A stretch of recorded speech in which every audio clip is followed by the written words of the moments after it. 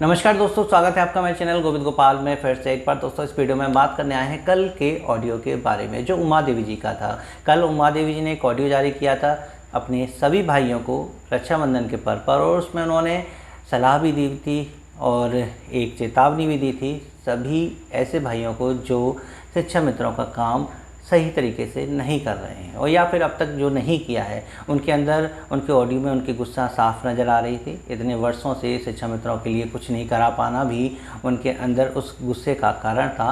उन्होंने एक मुहिम भी जो रखी थी, कहने के लिए हम इस बात को नहीं कहेंगे, उन्होंने ये कहा था कि सभी एक मंच पे आएँ। तो वो मंच किसका है जिस पर सभी लोग एक मंच पे आएँ? क्या वो मंच उमा देवी जी का है, जहाँ पर उत्तर प्रदेश के दो बड़े संगठन, उत्तर प्रदेश प्राथमिक शिक्षा मित्र संघ और आदर्श समाज शिक्षा मित्र संघ जो है वो उनके मंच पे आएगा, या वो खुद उनके मंच पर जाएंगी? इस बात के तर्क और वितर्क में हम नहीं पड़ेंगे कि यदि सभी संगठन एक होते हैं तो कौन किस में विलय करेगा, ये सोचने का विषय है। लेकिन उन्होंने कहा है कि सभी संगठन को एक मंच पे आना चाहिए था, और आप समझ रहे हैं अभी तक कोई आया भी नहीं है। ना तो उत्तर प्रदेश प्राथमिक शिक्षा मित्र संघ का साथ किसी भी संगठन ने खुले तौर पर किया है। एक आध दो संगठन हैं जिन्होंने कह दिया है, लेकिन सशर्त उन्होंने समर्थन दिया है, सशर्त दिया है।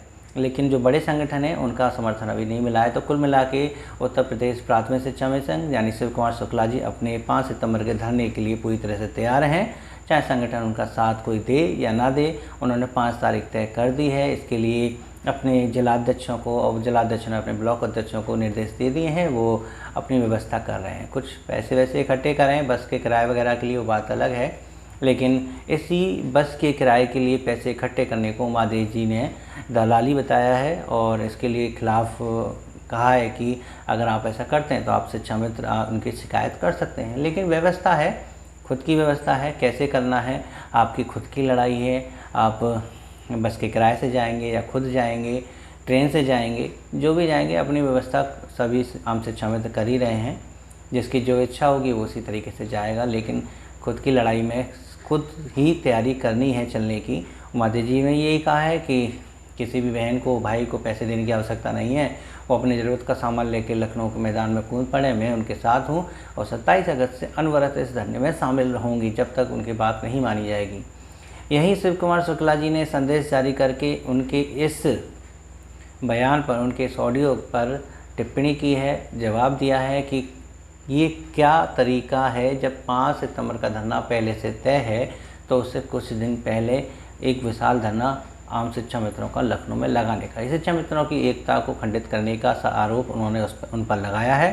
उन्होंने कहा है कि अगर ऐसा होता है तो निश्चित तौर पर शायद 5 सितंबर के धरने पर इसका प्रभाव पड़ेगा। जो अब तक किए गए सभी प्रयासों पर, जो भी इस संगठन ने प्रयास किए हैं कमेटी के बनने से रिपोर्ट लाने तक के, उन पर इसका प्रभाव पड़ेगा। सरकार को लगेगा कि शिक्षा मित्र आज भी संगठित नहीं हैं, वो अपनी बात भी, धरने भी अलग अलग तारीखों पर कर रहे हैं। तो इसका प्रतिकूल प्रभाव अगर इस रिपोर्ट पर पड़ता है, शिक्षा मित्रों के लिए कुछ नुकसान होता है, तो उसकी जिम्मेदारी कौन उठाएगा? तो शिव कुमार शुक्ला जी का ये कहना कि 5 सितंबर के धरने से पहले कोई और धरना लगाना शिक्षा मित्रों की एकता को खंडित करना है और उनके हित को ना चाहना है। उधर वहीं वो उल्टा आरोप लगाती हैं कि 2 साल से शिक्षा मित्रों को बरगलाना, झूठी बातें कहना, झूठी रिपोर्ट के बारे में बताना, उनको गुमराह करना है। असली लड़ाई अब मैं लड़ूंगी। 27 तारीख को आम शिक्षा मित्र वहाँ पहुँचे। अब आम शिक्षा मित्र जो है असमंजस में है, किसका साथ दें, किसका ना साथ दें।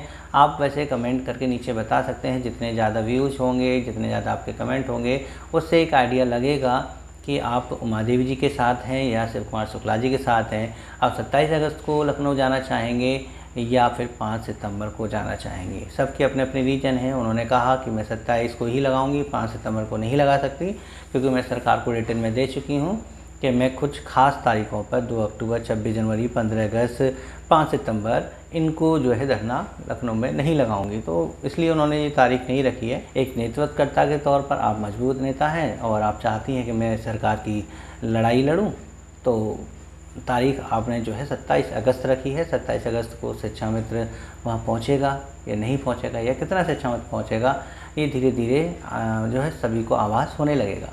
हम भी जानना चाहेंगे, आप उमा देवी जी के साथ जाना चाहेंगे या शिव कुमार शुक्ला जी के साथ, या कह लीजिए सुशील कुमार यादव जी के साथ, जिनका अभी 1-2 महीने आपने बड़ा समर्थन किया था, उनको बहुत सपोर्ट किया था और उनकी हर बात पर पूर्ण यकीन भी किया था। क्या अब उनको एक मौका और देंगे?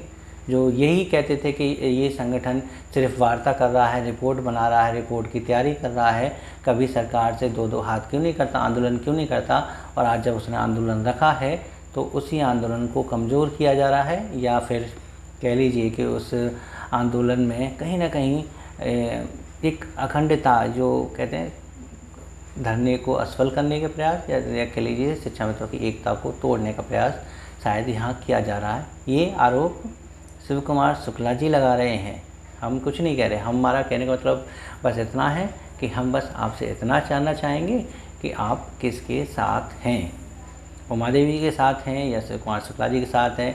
नीचे कमेंट करके हमें ज़रूर बताइएगा। आप पैसे को लेके अगर ये कन्फ्यूजन में है कि हमें शिव कुमार शुक्ला जी के संगठन में पैसे देने पड़ेंगे, हमने पिछली वीडियो में कहा था कि हाँ कुछ बस हायर की जाएंगी, एक दिन का धरना होगा तो और कम पैसे लिए जाएंगे, लेकिन धरना अनवरत है तो वहाँ पैसे की धनराशि बढ़ाई जा सकती है, क्योंकि बस के नाइट स्टे का खर्चा भी आपसे लिया जाएगा। जाहिर सी बात है वो सब सामूहिक रूप से देंगे, तो हो सकता है उसमें थोड़े से पैसे बढ़ाए जाएँ।